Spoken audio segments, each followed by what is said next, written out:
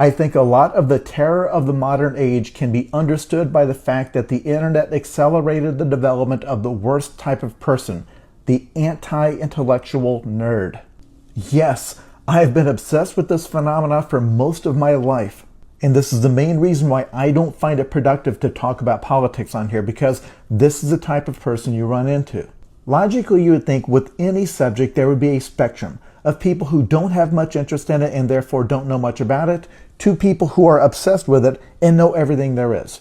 But on social media, and particularly when it comes to politics, you will find a category of person who is obsessed with a subject to talk about it every single day, but they don't know anything about it. And I am not talking about people who have succumbed to misinformation or anything like that. I'm saying they've never expressed even basic curiosity about it. For example, years ago a clip went around where Stephen Colbert interviewed a politician who wanted to put up the 10 Commandments in public buildings. So Stephen Colbert just asked the guy, well, what are the 10 Commandments? And he couldn't list them. Don't steal. I can't name them all. He knew to ask that because he, like me, grew up going to church with these guys. People who are some of the most fierce, zealous believers, but do not know even the basics. And this is not a left versus right thing. You see this all across the spectrum. You can talk to somebody who has two big passions in life, the Chicago Bears and criminal justice reform. If you ask them the name of the Bears quarterback, not only can they tell you, they can tell you who that guy was in 1988. It was Mike Tomczak. If you switch over to the more important of the two subjects and say, well, what's happening with the violent crime rate in the United States? Like, what's the trend?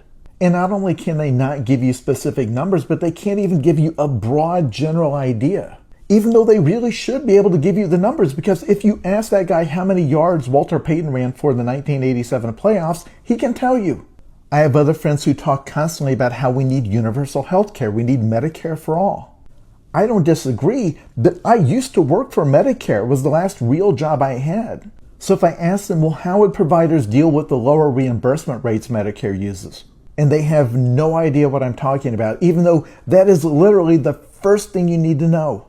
And to be clear, it is totally fine for you to not know what a physician fee schedule is. Most people don't. But if you are claiming to be passionate about a subject, to be obsessed with it, it would be like if somebody told you they were a World War II history nerd, but couldn't list what countries were in the war. In my experience, these people consume tons of content about these subjects, but everything they consume, it's either just an opinion or it's some kind of highly emotional anecdote.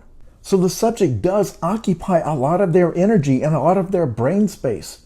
But I feel like there's almost this superstition where they don't want to learn too much about it because it'll ruin it somehow. And then they will argue with you about the subject and get mad if you bring up data.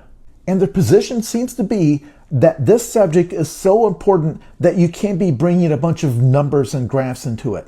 Something this important, we should judge it purely based on our hearts.